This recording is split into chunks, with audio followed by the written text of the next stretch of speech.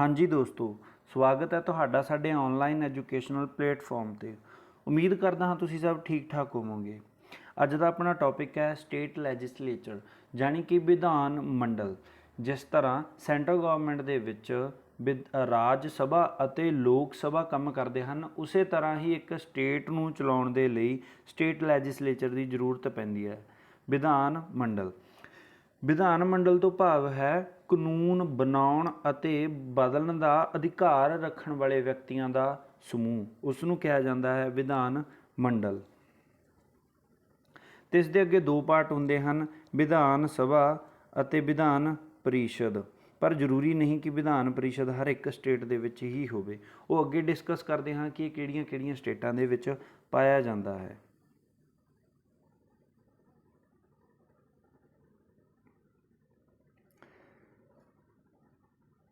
ਸਭ ਤੋਂ ਪਹਿਲਾਂ ਗੱਲ ਕਰੀਏ ਵਿਧਾਨ ਮੰਡਲ ਦੀ, ਤਾਂ ਵਿਧਾਨ ਮੰਡਲ ਜਿਸ ਦਾ ਆਰਟੀਕਲ ਨੰਬਰ ਹੈ 168, ਇਸ ਦੇ ਦੋ ਪਾਰਟ ਹੁੰਦੇ ਹਨ, ਵਿਧਾਨ ਪਰਿਸ਼ਦ ਅਤੇ ਵਿਧਾਨ ਸਭਾ। ਵਿਧਾਨ ਪਰਿਸ਼ਦ ਜਿਸ ਦਾ ਆਰਟੀਕਲ ਨੰਬਰ ਹੁੰਦਾ 169, ਪਰ ਇਸ ਨੂੰ ਬਣਾਉਣਾ ਜਾਂ ਖ਼ਤਮ ਕਰਨਾ ਇਹ ਤੈਅ ਕਰਦੀ ਹੈ ਆਪਣੇ ਹਰ ਇੱਕ ਰਾਜ ਦੀ ਜਾਂ ਉਸ ਰਾਜ ਦੀ ਜਿਸ ਨੇ ਵਿਧਾਨ ਪਰਿਸ਼ਦ ਨੂੰ ਬਣਾਉਣਾ ਹੈ, ਉਸਦੀ ਵਿਧਾਨ ਸਭਾ।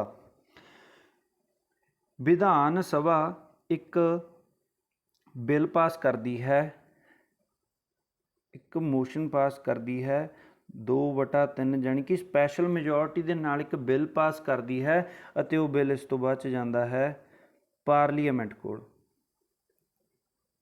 ਉਹ ਬਿੱਲ ਜਾਂਦਾ ਹੈ ਪਾਰਲੀਮੈਂਟ ਕੋਲ, ਜਿਸ ਨੂੰ ਪਾਰਲੀਮੈਂਟ ਸਿੰਪਲ ਮੈਜੋਰਟੀ ਦੇ ਨਾਲ ਪਾਸ ਕਰ ਦਿੰਦਾ ਹੈ, ਤਾਂ ਉਸ ਸਟੇਟ ਦੇ ਵਿੱਚ ਵਿਧਾਨ ਪਰਿਸ਼ਦ ਦਾ ਗਠਨ ਹੋ ਜਾਂਦਾ ਹੈ।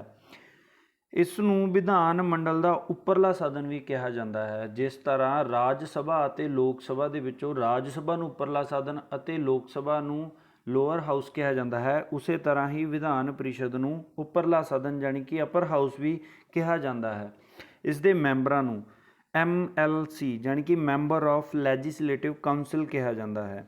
ਇਸ ਤੋਂ ਬਾਅਦ 'ਚ ਗੱਲ ਕਰੀਏ ਵਿਧਾਨ ਸਭਾ ਦੀ, ਤਾਂ ਇਹ ਹਰ ਇੱਕ ਸਦਨ, ਇਸ ਦਾ ਇਹ ਜੋ ਸਦਨ ਪਾਇਆ ਜਾਂਦਾ ਹੈ ਵਿਧਾਨ ਮੰਡਲ ਦਾ, ਇਹ ਹਰ ਇੱਕ ਸਟੇਟ ਦੇ ਵਿੱਚ ਪਾਇਆ ਜਾਂਦਾ ਹੈ।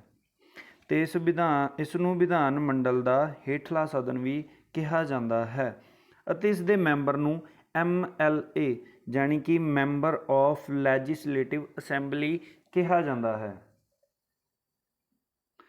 ਇਸ ਤੋਂ ਅੱਗੇ ਗੱਲ ਕਰੀਏ ਵਿਧਾਨ ਪਰਿਸ਼ਦ ਦੀ। ਵਿਧਾਨ ਪਰਿਸ਼ਦ,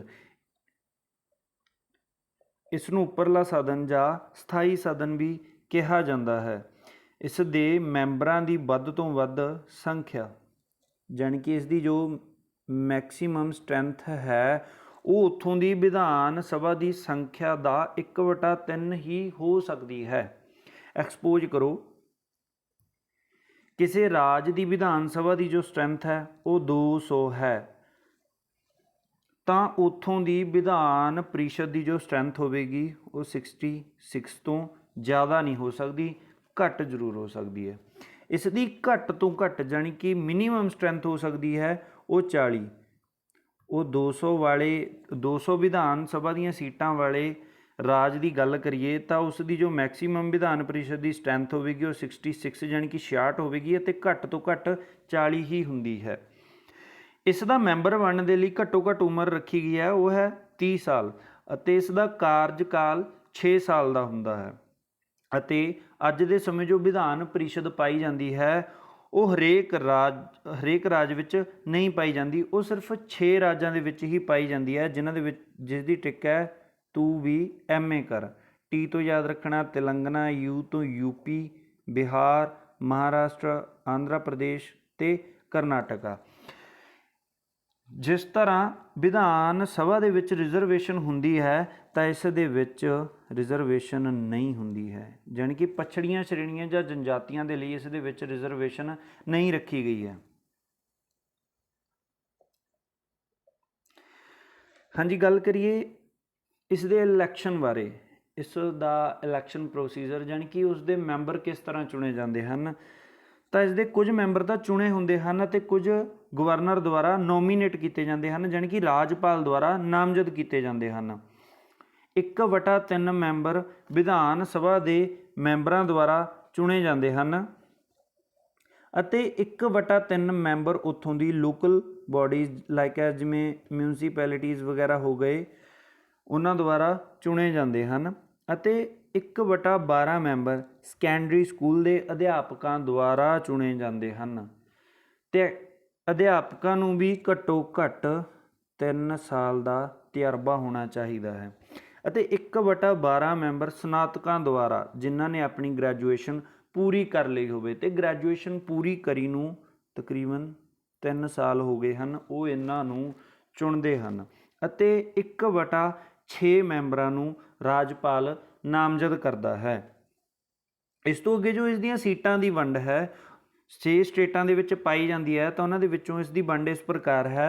ਤੇਲੰਗਾਨਾ ਦੇ ਵਿੱਚ ਇਸ ਦੀਆਂ 40 ਸੀਟਾਂ, ਯੂਪੀ ਦੇ ਵਿੱਚ ਮੈਕਸੀਮਮ 100 ਸੀਟਾਂ ਨੇ। ਸਭ ਤੋਂ ਵੱਧ ਸੀਟਾਂ ਜੋ ਪਾਈਆਂ ਜਾਂਦੀਆਂ ਹਨ ਉਹ ਯੂਪੀ ਦੇ ਵਿੱਚ ਪਾਈਆਂ ਜਾਂਦੀਆਂ ਹਨ ਅਤੇ ਬਿਹਾਰ ਵਿੱਚ 75, ਮਹਾਰਾਸ਼ਟਰ 78, ਆਂਧਰਾ ਪ੍ਰਦੇਸ਼ 58 ਅਤੇ ਕਰਨਾਟਕ 75। ਹਾਂਜੀ, ਹੁਣ ਗੱਲ ਕਰਦੇ ਹਾਂ ਵਿਧਾਨ ਸਭਾ ਦੀ। ਇਸ ਨੂੰ ਆਮ ਤੌਰ 'ਤੇ ਨਿਚਲਾ ਸਦਨ ਨਿਚਲਾ ਸਦਨ ਜਾਂ ਅਸਥਾਈ ਸਦਨ ਕਿਹਾ ਜਾਂਦਾ ਹੈ। ਇਸ ਦੇ ਮੈਂਬਰਾਂ ਨੂੰ MLA ਜਾਣੀ ਕਿ ਮੈਂਬਰ ਆਫ ਲੈਜਿਸਲੇਟਿਵ ਅਸੈਂਬਲੀ ਕਿਹਾ ਜਾਂਦਾ ਹੈ।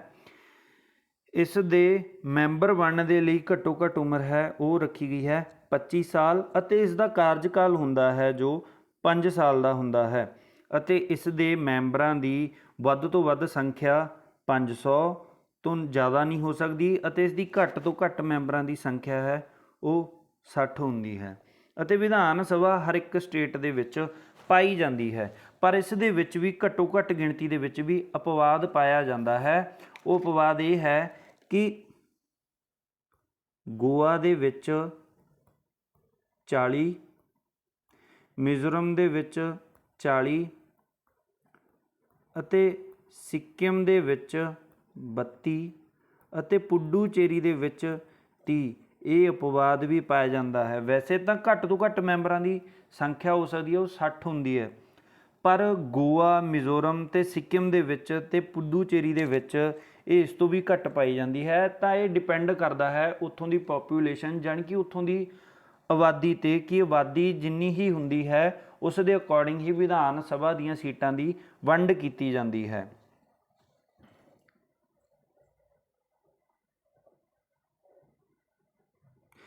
ਵਿਧਾਨ ਸਭਾ ਸਿਰਫ 3 ਕੇਂਦਰ ਸ਼ਾਸਤ ਪ੍ਰਦੇਸ਼ਾਂ ਵਿੱਚ ਪਾਈ ਜਾਂਦੀ ਹੈ ਜਿਵੇਂ ਕਿ ਦਿੱਲੀ, ਜੰਮੂ ਅਤੇ ਕਸ਼ਮੀਰ ਅਤੇ ਪੁਡੂਚੇਰੀ ਦੇ ਵਿੱਚ। ਇਸ ਤੋਂ ਅੱਗੇ ਮੋਸਟ ਇੰਪੋਰਟੈਂਟ, ਇਸ ਦੇ ਵਿੱਚ ਪਛੜੀਆਂ ਸ਼੍ਰੇਣੀਆਂ ਜਾਂ ਜਨਜਾਤੀਆਂ ਦੇ ਲਈ ਰਾਖਵਾਂਕਰਨ ਜਾਣੀ ਕਿ ਰਿਜ਼ਰਵੇਸ਼ਨ ਹੁੰਦੀ ਹੈ।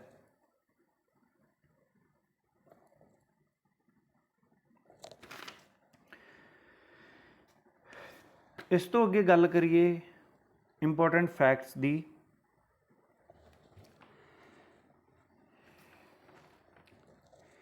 ਜਿਸ ਤਰ੍ਹਾਂ ਕੁਐਸਚਨ ਬਣਦਾ ਰਹਿੰਦਾ ਹੈ ਕਿ ਆਪਣਾ ਜੋ ਸਦਨ ਹੈ ਚਾਹੇ ਉਹ ਸੈਂਟਰ ਦੇ ਵਿੱਚ ਹੋਵੇ, ਰਾਜ ਸਭਾ ਹੋਵੇ, ਲੋਕ ਸਭਾ ਹੋਵੇ, ਉਹ ਹੁੰਦਾ ਹੈ ਬਾਈ ਕੈਮਰਲ ਜਿਸ ਦੇ ਵਿੱਚ 2 ਹਾਊਸ ਹੁੰਦੇ ਹਨ ਅਤੇ ਇੱਕ ਹੁੰਦਾ ਹੈ ਯੂਨੀਕੈਮਰਲ।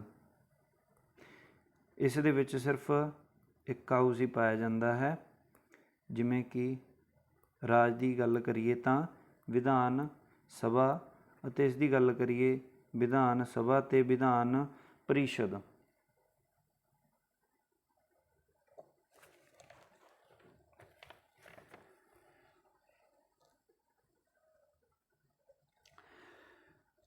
ਇੱਕ ਵਿਧਾਨ ਸਭਾ ਦੇ ਸਿਰਫ 15% ਮੈਂਬਰ ਹੀ ਮਿਨਿਸਟਰ ਬਣ ਸਕਦੇ ਹਨ। ਵਿਧਾਨ ਸਭਾ ਦੀ ਸਟਰੈਂਥ ਦੇ ਸਿਰਫ 15% ਮਿਨਿਸਟਰ ਹੀ ਮੈਂਬਰ ਹੀ ਮਿਨਿਸਟਰ ਬਣ ਸਕਦੇ ਹਨ। ਅਤੇ ਜਿਹੜਾ ਵਿਧਾਨ ਸਭਾ ਦਾ ਕਾਰਜਕਾਲ ਹੁੰਦਾ ਹੈ ਉਹ ਉਹਨਾਂ ਦੀ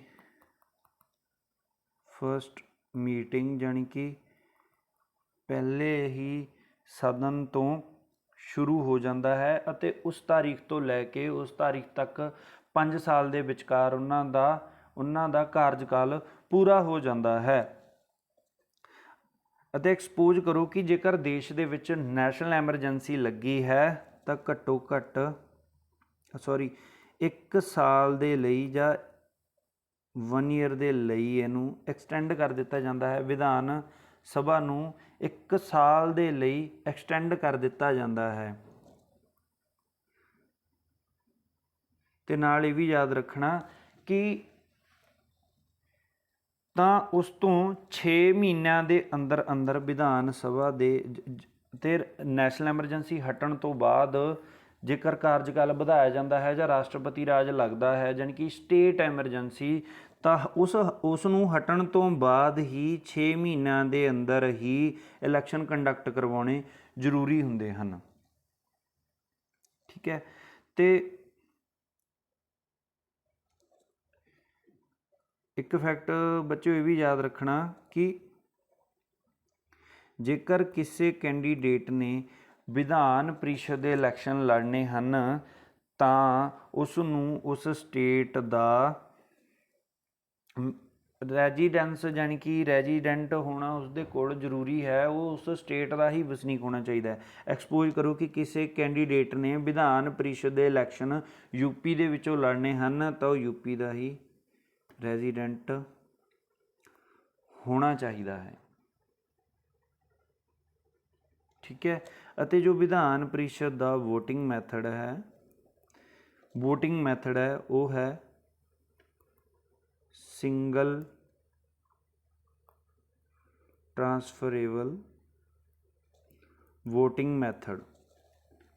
ਉਸਦੇ ਵੋਟਾਂ ਦੇ ਵਿੱਚ ਜੋ ਵੀ ਸਿਸਟਮ ਰੱਖਿਆ ਜਾਂਦਾ ਹੈ ਉਸ ਨੂੰ ਕਿਹਾ ਜਾਂਦਾ ਹੈ ਸਿੰਗਲ ਟ੍ਰਾਂਸਫਰੇਬਲ ਵੋਟਿੰਗ ਮੈਥਡ।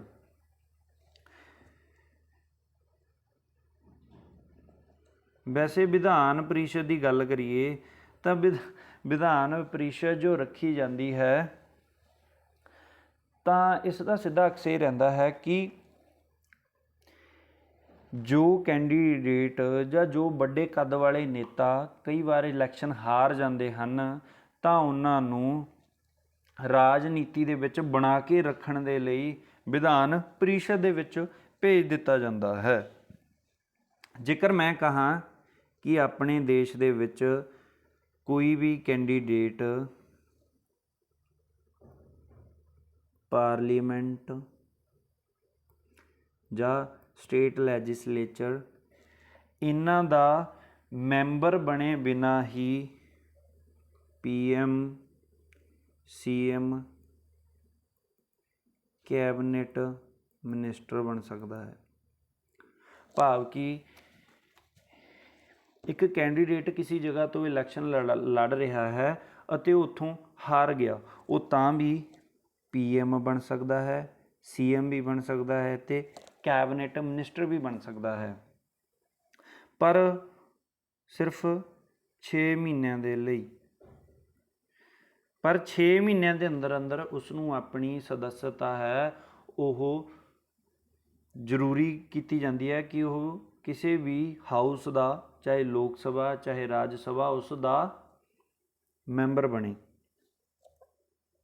ਇਸੇ ਤਰ੍ਹਾਂ ਹੀ ਗੱਲ ਕਰੀਏ ਵਿਧਾਨ ਪ੍ਰੀਸ਼ਦ ਦੀ, ਐਕਸਪੋਜ਼ ਕਰੋ ਕਿ ਵਿਧਾਨ ਸਭਾ ਦਾ ਜੋ ਇਲੈਕਸ਼ਨ ਹੋ ਰਿਹਾ ਉਸ ਦੇ ਵਿੱਚ ਕੋਈ ਵੱਡੇ ਕੱਦ ਵਾਲਾ CM ਦਾ ਉਮੀਦਵਾਰ ਸੀ, ਜੋ CM ਦਾ ਨਾਮ ਅਨਾਊਂਸ ਹੋਇਆ ਸੀ, ਉਹ ਕੈਂਡੀਡੇਟ MLA ਦੇ ਸੀਟ ਦੇ ਉੱਪਰੋਂ ਹਾਰ ਚੁੱਕਾ ਹੈ ਅਤੇ ਇਸ ਤੋਂ ਬਾਅਦ ਵੀ ਉਸ ਦੇ ਕੋਲ ਆਪਸ਼ਨ ਹੈ, ਜੇਕਰ ਉਹ ਸਟੇਟ ਦੇ ਵਿੱਚ ਵਿਧਾਨ ਪ੍ਰੀਸ਼ਦ ਪਾਈ ਜਾਂਦੀ ਹੈ ਤਾਂ ਉਹ ਉਸ ਦੇ ਜ਼ਰੀਏ ਹੀ CM ਬਣ ਸਕਦਾ ਹੈ।